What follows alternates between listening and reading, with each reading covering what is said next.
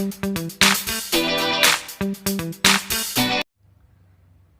morning 10th standard. Our today's lesson name दुनिया में पहला मकान. Dr. ವಿಜಯ ಗುಪ್ತಾ.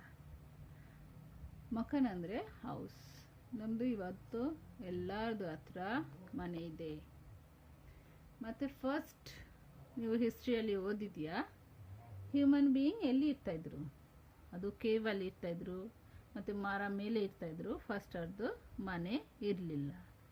ಇವಾಗ ಇದು ಸ್ಟೋರಿಯಲ್ಲಿ ಟ್ರೂತ್ ಅದು ಫಾಲ್ಸ್ ಅದು ಟ್ರೂತ್ ಇದೆಯೇ, ಎಷ್ಟು ಫಾಲ್ಸ್ ಇದೆ ಗೊತ್ತಿಲ್ಲ. ಮತ್ತು ಒಂದು ನೈಸ್ ಸ್ಟೋರಿ.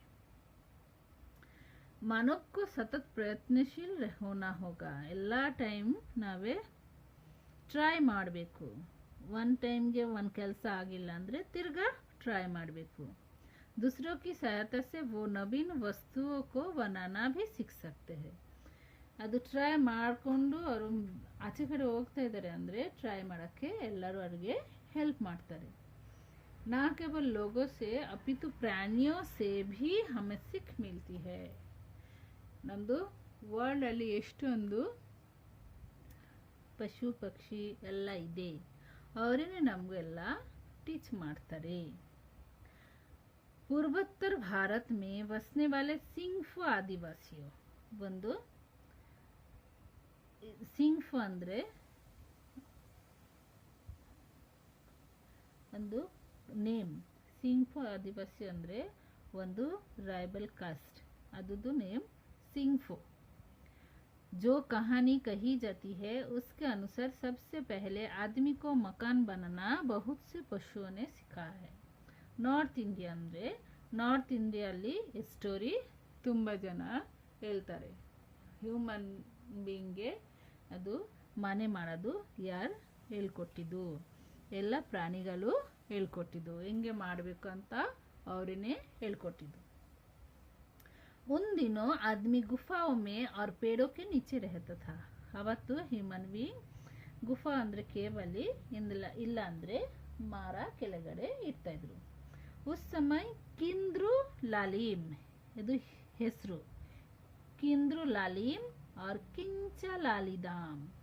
ಹೆಸರು किंचा लालीदाम नामक दो दोस्तों ने तय किया कि वे मकान बनाएंगे. ಕೇವಲ ಇನ್ಸೈಡ್ ಇರ್ತಾ ಇದ್ದಾರೆ ಅಂದರೆ ಕಷ್ಟ. ಆವಾಗ ವಿಂಡೋ ಇಲ್ಲ, ಗಾಳಿ ಇರಲ್ಲ, ಕಷ್ಟ ಆಗುತ್ತೆ. ಮರ ಕೆಳಗಡೆ ಇರ್ತಾಯಿದ್ರು ಅಂದ್ರೇ ಕಷ್ಟ. ಮಳೆ ಬರೋದು, ಬಿಸಿ ಬರೋದು. ಅದಕ್ಕೆ ಅವರೇ ಇಬ್ಬರು ಜನ ಡಿಸೈಡ್ ಮಾಡಿದ್ದು ಒಂದು ಮನೆ ಮಾಡೋಣ. मुश्किल ये थी कि वे नहीं जानते थे कि मकान कैसे बनाए जाते हैं. ಮತ್ತು ಅವ್ರಿಗೆ ಗೊತ್ತಿಲ್ಲ ಮನೆ ಹೆಂಗೆ ಮಾಡೋದು. इसलिए वे पशुओं से पूछताछ करने के लिए जंगल की ओर चल पड़े. ಅದಕ್ಕೆ ಅವರು ಏನು ಮಾಡಿದ್ದು, ಇಬ್ಬರು ಜನ ಜಂಗಲ್ ಒಳಗಡೆ ಹೋಗ್ಬಿಟ್ಟಿದ್ದು ಪ್ರಾಣಿಗಳಿಗೆ ಕೇಳೋಣ ಹಿಂಗೆ ಮನೆ ಮಾಡೋದು ಅಂತ. उनकी मुलाकात सबसे पहले हाथी से हुई. फर्स्ट ಅವ್ರದ್ದು ಮೀಟ್ ಆಗಿದ್ದು ಯಾರ ಜೊತೆ? हाथी, एलिफेंट ಜೊತೆ. दोनों दोस्तों ने हाथी को नमस्कार किया. फर्स्ट रेस्पेक्ट ಕೊಟ್ಟಿದ್ದು एलिफेंट ने. फिर कहा, हाथी भाई, हम लोग मकान बनाना चाहते हैं. आप बता सकते हैं कि मकान कैसे बनाए जाते हैं? ಎಲಿಫೆಂಟ್ಗೆ ಹೇಳಿದ್ದು, ನಮಗೆ ಮನೆ ಮಾಡಬೇಕು ಅಂತ ಆಸೆ ಇದೆ, ಮತ್ತು ನಮಗೆ ಗೊತ್ತಿಲ್ಲ ಹೆಂಗೆ ಮಾಡೋದು. ನೀವು ಸ್ವಲ್ಪ ಹೇಳ್ತೀರಾ ಹೆಂಗೆ ಮಾಡಬೇಕು ಅಂತ? हाथी बोला, इसमें क्या कठिनाई है? ಅದಕ್ಕೆ ಏನು ಟಫ್ ಥಿಂಗ್ಸ್ ಏನು ಇಲ್ಲ. पेड़ों से लकड़ी की इतने मोटे और मजबूत गोले काट लो जितने मेरे पैर है. ಹತ್ತಿ ಏನು ಹೇಳಿದ್ದು, ನನ್ನ ಲೇಗ್ ಥರ ಮರ ನೀವು ಉದ್ದ ಉದ್ದ ಕಟ್ ಮಾಡು. दोनों दोस्तों ने आगे पूछा, इसके बाद क्या करना पड़ेगा? ಆಮೇಲೆ ಏನು ಮಾಡಬೇಕು? हाथी ने उत्तर दिया, आगे की बात तो मैं नहीं जानता, मुझे रत्ती भर भी पता नहीं. ಅದು ಮುಂದೆ ನನಗೇನೋ ಗೊತ್ತಿಲ್ಲ, ಸ್ವಲ್ಪನೇ ನನಗೆ ಗೊತ್ತಿಲ್ಲ. ನನಗೆ ಅಷ್ಟೇ ಗೊತ್ತು, ನನ್ನ ಲೇಗ್ ಥರ ನೀವು ಉದ್ದ ಉದ್ದ ಮರ ಕಟ್ ಮಾಡು. ಲೇಗ್ ಥರ ದಪ್ಪ ಮತ್ತು ಉದ್ದ ಮರ ಕಟ್ ಮಾಡು. दोनों दोस्त आगे बढ़े. ಹಾತಿ ಅಷ್ಟು ಹೇಳಿದ್ದು ಅಷ್ಟು ಕೆಲ್ದ್ಬಿಟ್ಟು ಇಬ್ರು ಜನ ತಿರ್ಗಾ ಮುಂದೆ ಹೋಗಿದ್ದು. रास्ते में उन्हें सांप मिला. इವಾಗ ಯಾರು ಸಿಕ್ಕಿದ್ದು? ಸ್ನೇಕ್ ಸಿಕ್ಕಿದ್ದು. दोस्तों ने सांप को रोका. ಸ್ನೇಕ್ಗೆ ಹೇಳಿದ್ದು ಸ್ವಲ್ಪ ಇರಿ. उसे नमस्कार किया ಮತ್ತೆ ರೆಸ್ಪೆಕ್ಟ್ ಕೊಟ್ಟಿದ್ದು. बोले सब भाई हम लोग घर बनाना चाहता है. ಇವಾಗ ನಾವು ಮನೆ ಮಾಡಬೇಕು. आप बता सकते हैं ನಿಮಗೆ ಗೊತ್ತು ಹಿಂಗೆ ಮಾಡೋದು? कैसे बनाए जाए? हाथी ने हमसे कहा कि उसके पैर जैसे मजबूत और मोटे लकड़ी के गोले पेड़ से काट लो. हाथी ನಮಗೆ ಹೇಳಿದ್ದು ಅದು ಲೇಗ್ ತರ ದಪ್ಪ ಮತ್ತೆ ಉದ್ದ ಮರ ಕಟ್ ಮಾಡು. उसे बस इतना ही मालूम था. ಅವ್ರಿಗೆ ಅಷ್ಟೇ ಗೊತ್ತಾಯ್ತು. आगे की बात वो नहीं जानता. ಅದು ಮುಂದೆ ಅವ್ರಿಗೆ ಗೊತ್ತಿಲ್ಲ. सांप ने कहा ऐसा करो कि लकड़ी ऐसी पतली और लंबी काटो जैसा मैं हूँ. ಇವಾಗ ಸ್ನೇಕ್ ಹೇಳಿದ್ದು ಇವಾಗ ನೀವು ನಮ್ಮ ಥರ ಉದ್ದ ಮತ್ತೆ ಈ ಥರ ಸಣ್ಣ ಉಡ್ಡು ಕಟ್ ಮಾಡು. ನಂತರ ಉದ್ದ ಮತ್ತೆ ಸಣ್ಣ ಮರದಿಂದ ಕಟ್ ಮಾಡು. दोनों दोस्तों ने पूछा इसके बाद फिर क्या करना पड़ेगा? ಆಮೇಲೆ ಏನು ಮಾಡಬೇಕು? सांप ने कहा आगे की बात मैं नहीं जानता. मुझे रत्ती भर पता नहीं. ಅದು ಮುಂದೆ ನನಗೆ ಏನೂ ಗೊತ್ತಿಲ್ಲ, ಸ್ವಲ್ಪನೇ ಗೊತ್ತಿಲ್ಲ. दोनों दोस्त आगे बढ़ गए. ತಿರ್ಗಾ ಅಷ್ಟು ಕೆಲ್ಸ್ಬಿಟ್ಟು ಇಬ್ರು ಜನ ತಿರ್ಗಾ ಮುಂದೆ ಹೋಗಿದ್ದು. रास्ते में सड़क किनारे उन्हें एक भैंस खड़ी मिली. भैंस ಅಂದ್ರೆ ಬಫೆಲೋ. ಇವಾಗ ಒಂದು ಸೈಡಲ್ಲಿ ಒಂದು ಬಫೆಲೋ ನಿಂತ್ಕೊಂಡಿದ್ದು. भैंस का भैंसा मर गया था. बफेलोದು वाइफ सत्ते इದ್ರು. भैंस का मांस दूसरे जानवर खा गए थे. ಮಾಂಸನೇ ಬೇರೆ ಅನಿಮಲ್ ತಿನ್ಬಿಟ್ಟು ಹೋಗಿದ್ದು. ಲಯನ್ ಮತ್ತು ಟೈಗರ್ ಜಾಕೆಲ್ ಅವರೆಲ್ಲ ತಿನ್ಬಿಟ್ಟು ಹೋಗಿದ್ದು. ಖಾಲಿ ಪಂಜರ್ ಪಡ ಥಾ.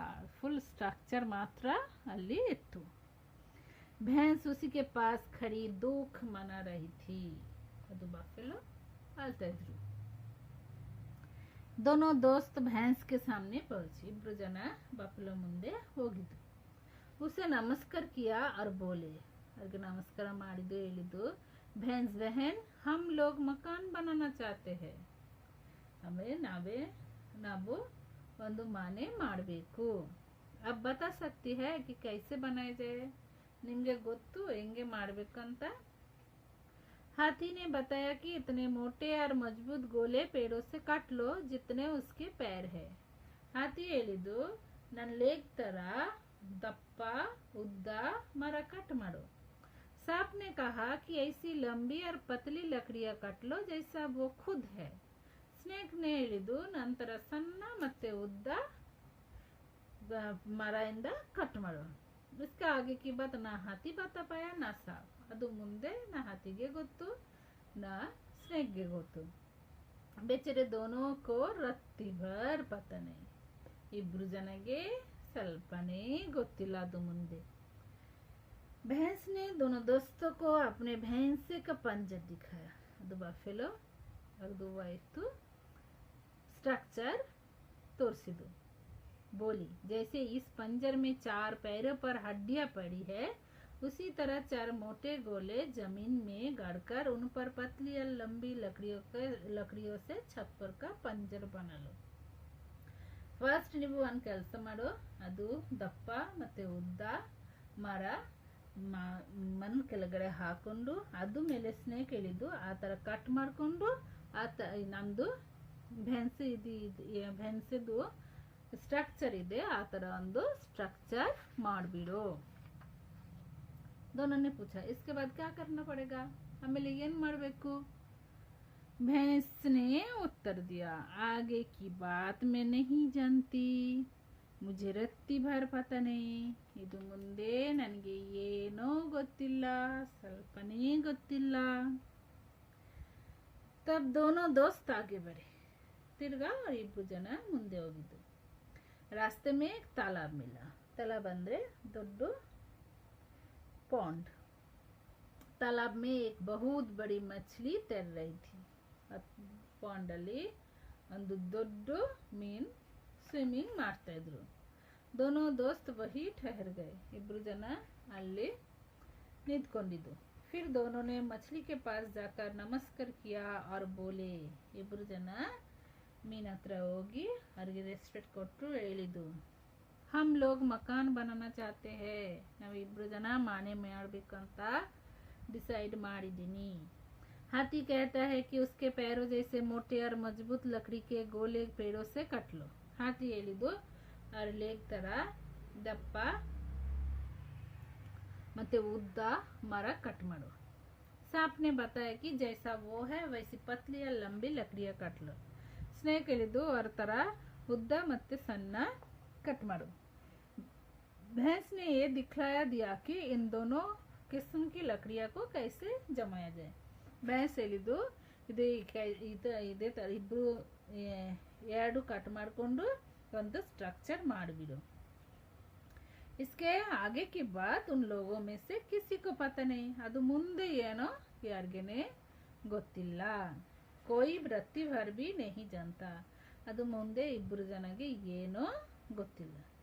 मछली ने कहा, आप लोग जरा मेरी पीठ की पट्टियां ध्यान से देख लो। ನಮ್ಮ ಮೇಲೆ ಒಂದು स्पाइनल कॉर्ड ತರ ಒಂದು ಲೈನ್ ಇದೆ, ಅದು ನೀಟಾಗಿ ನೋಡು। फिर पेड़ों से बहुत सी पत्तियां तोड़ लो। ಆಮೇಲೆ ಮರದಿಂದ फुल लीफ ನೀವು ಕಿತ್ಕೊಂಡ್ಬಿಡು। इन पत्तियों को छप्पर पर उसी तरह जमा दो जैसी मेरी पीठ पर पट्टियां है। सो ಇವಾಗ ನೀವು ಏನು ಕೆಲಸ ಮಾಡಬೇಕು, ಫಸ್ಟ್ ನೀವು ಒಂದು ಸ್ಟ್ರಕ್ಚರ್ ಮಾಡಬೇಕು। ನಮ್ಮದು ಬಾಡಿಯಲ್ಲಿ ಹೆಂಗೆ ಈ ಥರ छप्पर ಮೇಲೆ ಪತ್ತಿಯ ಥರ ಇದೆ, ಆ ಥರ ನೀವು ಫುಲ್ ಲೀಫ್ ಮಾಡಿಬಿಟ್ಟು ಮೀನ್ ಬಾಡಿಯಲ್ಲಿ ಏನಿದೆ ಆ ಥರ फुल ಒಂದು स्ट्रक्चर ಮೇಲೆ लीफ ಹಾಕಬೇಕು। मछली की बात सुनकर दोस्तों की समझ में आ गया कि आप वे मकान बना सकते हैं। ಇವಾಗ ಇಬ್ರು ಜನಗೆ ಗೊತ್ತಾಯ್ತು ಹೆಂಗೆ ಮನೆ ಮಾಡಬೇಕು। मकान बनाने का पूरा तरीका उन्हें मालूम हो गया। फुल ಅವ್ರಿಗೆ ಗೊತ್ತಾಯ್ತು। अब और कुछ जानने की जरूरत नहीं थी। ಇವಾಗ फुल ಅವ್ರಿಗೆ ಗೊತ್ತಾಯ್ತು ಹೆಂಗೆ ಮನೆ ಮಾಡಬೇಕು। दोनों दोस्त जंगल से लौट कर आए और एक जगह मकान बना लिया।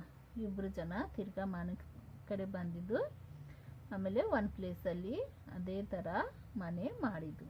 ये दुनिया में आदमी के हाथों बना पहला मकान था। ಇದು ಫಸ್ಟ್ ವರ್ಲ್ಡ್ ಅಲ್ಲಿ ಫಸ್ಟ್ ಮನೆ ಇತ್ತು।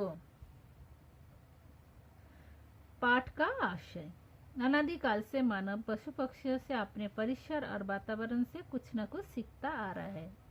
ಫಸ್ಟ್ ಇಂದ ನಾವೆಲ್ಲ ಕಲಿತೀನಿ, ಇಲ್ಲಿಂದ ನಮ್ಮದು एनवायरमेंट इंदा। चींटियों से गिरकर उठने का साहस सीखा है तो मुर्गी ने उसे सुबह जल्दी उठने की सीख दी। चींटी ಅಂದ್ರೆ ಇರುವೆ ನಮಗೆ ಎಷ್ಟು ಕಷ್ಟಪಟ್ಟು ಕೆಲಸ ಮಾಡಬೇಕು ಟೀಚ್ ಮಾಡ್ತಾರೆ, ಮತ್ತೆ ಮುರ್ಗಿ ಹೇಳ್ತಾರೆ ಬೆಳಗ್ಗೆ ಎದ್ದೇಳು। इसी प्रकार विभिन्न पशु पक्षियों की ध्वनियों के अनुकरण करते करते उसने अपनी भाषा को समृद्ध बनाया। फर्स्ट ह्यूमन बीइंग ಗೊತ್ತಿಲ್ಲ ಹಿಂಗೆ ಮಾತಾಡಬೇಕು ಅಂತ, ಆಮೇಲೆ ಮತ್ತೆ ಮತ್ತೆ ಮತ್ತೆ ह्यूमन बीइंग ಅದು ಕಲಿತು ಎಲ್ಲ एनिमल हत्रने। प्रस्तुत कहानी में वही दिखाया गया है कि इंसान ने मकान बनाना भी पशु पक्षियों से सीखा। ಈ ಸ್ಟೋರಿಯಲ್ಲಿ ನಮಗೆ ಅದು ಹೇಳಿದ್ದು, ಅದು ಹ್ಯೂಮನ್ ಬೀಯಿಂಗ್ ಎಲ್ಲಿಂದ ಕಲಿದಿದ್ದು ಮನೆ ಮಾಡಬೇಕಂತ एनिमल इंದ। उसका सरल निरूपण इसी कहानी में किया गया है। ಆರಾಮಾಗಿ ನಮ್ಮದು ರೈಟರ್ ಇದು ಹೇಳಿದ್ದು ಹಿಂಗೆ ನಾವು ಕಲಿಬೇಕು ನಮ್ಮದು ಎನ್ವೈರನ್ಮೆಂಟ್ ಇಂದ। ನಾವು लेखिका परिचय। डॉक्टर विजया गुप्ता नाम। डॉक्टर विजया गुप्ता का जन्म 21 दिसंबर सन 1946 को हुआ। आपने लाइब्रेरी साइंस में स्नातकोत्तर तथा पीएचडी की उपाधि प्राप्त की है। कुरुक्षेत्र विश्वविद्यालय में हिंदी प्राध्यापक के रूप में काम करने के बाद गांधी नेशनल म्यूजियम तथा दिल्ली विश्वविद्यालय में लाइब्रेरियन का काम किया है। सेवा से निवृत्त होने के बाद आप लेखन कार्य में व्यस्त रहे। कृति: हमारे बहादुर बच्चे, दोस्ती किताबों से, बाल कहानी संग्रह, दुनिया में पहला मकान, टेलीफोन का मरम्मत, फीस की जिम्मेदारी, बुद्धिमान न्यायाधीश आदि। So complete this one in your class book and practice this spelling correctly.